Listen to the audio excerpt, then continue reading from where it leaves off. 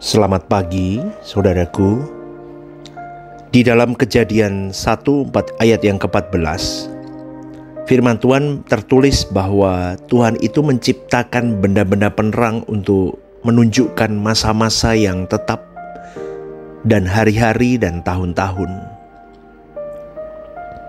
Hal ini meneguhkan realitas adanya perjalanan waktu di bumi ini dalam kehidupan manusia.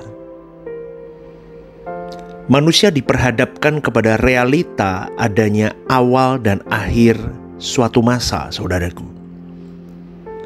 Dan sebenarnya perjalanan waktu itu tidak menjadi masalah kalau manusia tidak jatuh dalam dosa dan tidak masuk di dalam proses penuaan dan kematian. Kita harus mengerti bahwa sejak pada hari manusia tidak melakukan apa yang dikehendaki oleh Tuhan, maka manusia harus mati.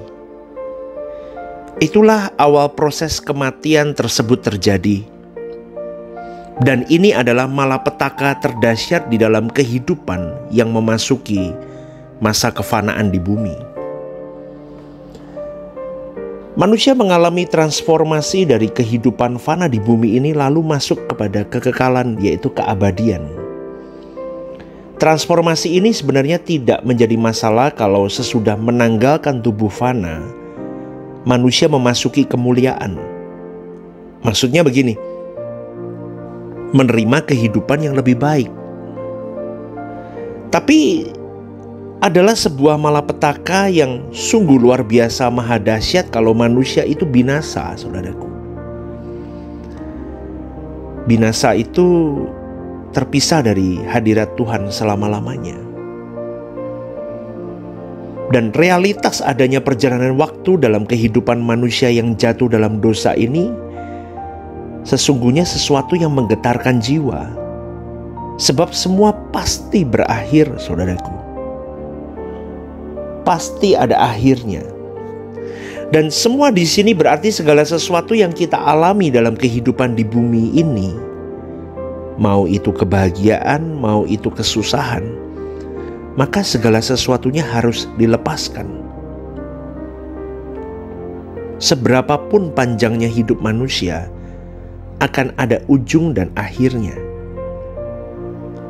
Dalam pikiran kita harus selalu tergambar lukisan bahwa semua kita sedang menuju suatu jurang yang tidak bisa dihindari.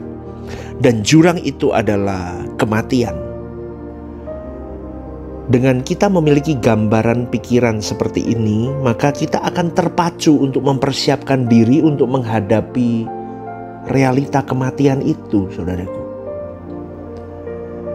Detak jantung kita pasti akan berhenti suatu saat nanti. Mau tidak mau pasti berhenti, saudaraku. Denyut nadi kita pasti akan melemah dan berhenti juga. Mau tidak mau, saudaraku, tidak ada manusia satupun yang bisa menghindari hal ini. Rambut kita memutih, penglihatan kita semakin hari semakin kabur, kulit kita mulai keriput, gigi kita mulai tertanggal satu dengan yang satunya, mulai lepas, tubuh mulai rentan, lemah, gampang sakit. Ini tanda-tanda yang menunjukkan bahwa akhir kehidupan di bumi ini sudah semakin dekat.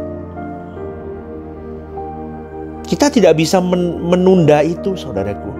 Dan semua tanda dan gejala ini menjadi semacam peringatan kepada kita, supaya kita mempersiapkan diri memasuki masa keabadian, kekekalan itu. Saudaraku, tanda atau gejala itu menjadi jam kehidupan yang tidak bisa dihentikan langkahnya. Orang mau pakai skincare model apapun tetap pasti menua. Maka kita harus mulai aware akan hal ini. Kita mulai pay attention akan hal ini. Namun demikian sebenarnya soal hari kematian adalah soal misteri. Karena kematian itu bisa menjemput, tidak menunggu usiamu senja. Karena tidak ada syarat di dalam kematian harus tua atau harus sakit. Tetapi melalui berbagai sebab hidup manusia bisa berakhir, saudaraku. Tetapi yang tidak berakhir adalah kekekalan dari roh kita manusia itu. Roh manusia adalah kesadaran yang tidak berakhir. Jadi kesadaran ini memuat pikiran, perasaan, dan kehendak. Maka di dalam Lukas 16 ayat 19-31 dikisahkan mengenai orang kaya dan Lazarus. Di alam maut, orang kaya yang celaka tersebut merasakan penderitaan yang hebat di api yang menyala. Ia meminta agar Abraham menyuruh Lazarus mencelupkan ujung jarinya untuk memberikan setetes air guna menyejukkan lidahnya. Ia juga memiliki pikiran dan perasaan mengenai keadaan saudara-saudaranya yang masih hidup di bumi. Itulah sebabnya ia meminta Abraham mengutus Lazarus untuk memperingatkan saudara-saudaranya. Saudaraku, dalam hal ini ya, manusia memiliki kesamaan dengan Allah, yaitu memiliki kekekalan. Maka jangan sombong. Banyak manusia hari ini berkata, gak mungkin orang mati ya sudah mati. Kalau hari ini kita hidup bisa merasakan sakit, bisa merasakan panas, bisa merasakan ini dan itu karena kita punya indera. Ada orang ngomong begitu loh.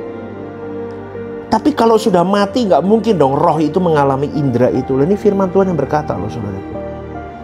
Kisah Lazarus itu menjelaskan orang kaya itu merasakan sakit, merasakan panas, merasakan hebatnya api yang menyala. Jadi kita harus mulai mengerti bahwa manusia memiliki kesamaan dengan Allah, yaitu memiliki kekekalan, keabadian. Hanya bedanya keberadaan Allah tidak memiliki awal atau permulaan. Tetapi manusia memiliki permulaan. Sebab manusia itu diciptakan oleh Allah. Banyak orang tidak mengerti atau tidak mau mengerti akan kebenaran ini. Karena mata hati pengertian mereka sudah tertutup. Mereka dibutakan, mereka disesatkan oleh kuasa dunia ini sehingga mereka tidak mengenal kebenaran itu. Inilah yang dimaksud Alkitab bahwa manusia berjalan dalam gelap. Banyak orang tersesat hidup dalam kegelapan dengan berpikir seakan-akan hidup ini akan berlangsung terus, tiada akhirnya dan tiada ujungnya. Inilah yang mengikat kehidupan banyak orang. Aduh, saudaraku, benar kalau saya lihat hari-hari hidup hari ini ya, banyak orang yang semakin berpikir kritis, semakin tidak bertuhan. Semakin menganggap ini semua sebagai omong kosong. Maka saya cuma mau mengingatkan bahwa iblis tidak berhenti menyesatkan manusia. Ini adalah penyesatan iblis yang sukses. Kalau mau jujur ya saudaraku, maka kita dapati bahwa banyak manusia tidak mau berpikir atau menerima kenyataan bahwa jalan ini akan berakhir. Dan akhir perjalanan hidup manusia merupakan sebuah misteri yang pada umumnya tidak seorang pun tahu.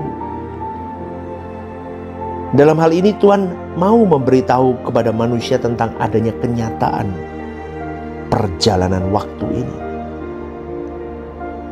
Salah satu cirinya dari seseorang yang berhasil disesatkan adalah terjebak dalam kegiatan agama yang rutin dan mereka tidak mengalami perubahan hidup.